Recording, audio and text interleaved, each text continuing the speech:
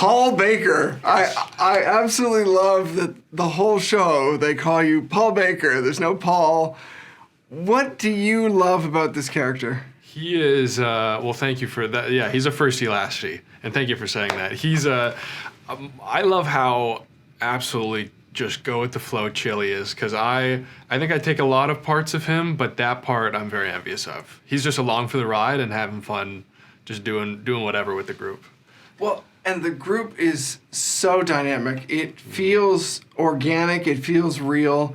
What's it like working with this team? Because there's some amazing one-liners and then complex scenes and then another one-liner. Yeah, it was a dream come true. Like, I don't think that the dynamic could have worked if we weren't all really best friends outside of the show, and they did a great job at just, it felt like camp. Like, we went in and just had a blast together, and the creators created a hilarious show.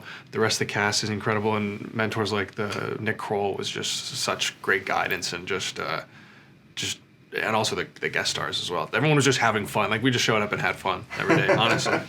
Yeah. What is the script like? Is it 100% you guys working off the script, or is there some kind of spitballing, or what's that like? The script was incredible, and so we would do it where we did one clean of the lines, and then we would improvise. And I think a decent amount of improvisation slipped through, and my favorite thing was Julia Fox. She has a cameo in there, and I'm pretty sure that she did every one of her lines herself in the best way possible. Like, she just was Julia. And so, yeah, a decent amount of improv made it through. That's so cool. Yeah. It feels like there's a lively kind of interaction there, especially between kind of even just building the episodes. Yeah. It was true. Like, they ended up, I think, writing the characters a little bit more of a lot to who we actually were, which was really fun. That's cool. Yeah. What is it like getting to film as a Canadian in the show and a Canadian in Toronto? Oh, it was great. It was, I kept saying I felt like I was on, like, home field advantage. Like, a very, very intimidating setup could have been, but I was on home turf. I was the big man. Like, I puffed my chest out, like, this is what Shoppers is, this is what Timmy's is. So that was fun. Yeah. Do you think, like, looking at a show like this, that, like, does the place matter? Is there, because obviously it's not supposed to be set in Toronto. Does the place setting matter? I think the beauty of it, great, like, kind of a layup there, is that it can just be anywhere. The whole thing is, even generationally, like, you don't have to be in your 20s, I think, to resonate with these people and the dynamic of I think the biggest beauty of the show is it's people just trying. Mm. They're not always getting it right, and rarely are, actually, and maybe aren't even, their heart's in the right place, but sometimes they're messing up. And I think that's just universal, no matter where you are physically, or I guess age-wise as well.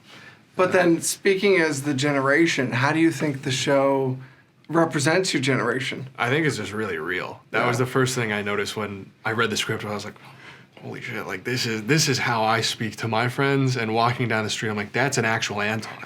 Like, that, I see Anton in that guy. And I was like, I was Paul Baker when I was 22. So it's just so real, which is really also just, like, again, to Ben and Rebecca, the creators of the show, just did such a great job.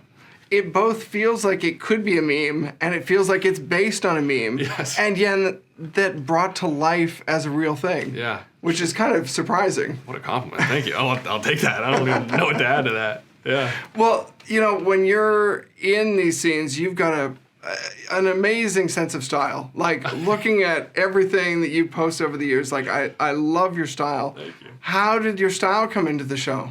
I think, honestly, that was all costumes. They had a belt. There's a belt that I wanted to steal so bad, so incredibly bad. It's a needlepoint belt with a little heart charm, and I wanted it so bad, and they didn't let me keep it, which was my only bone to pick. But I think they nailed it, because there were some things I'm like, oh, it's a little out there, and then I was like, oh, I love this guy. I need to be this guy. So if anything, it was aspirational for me.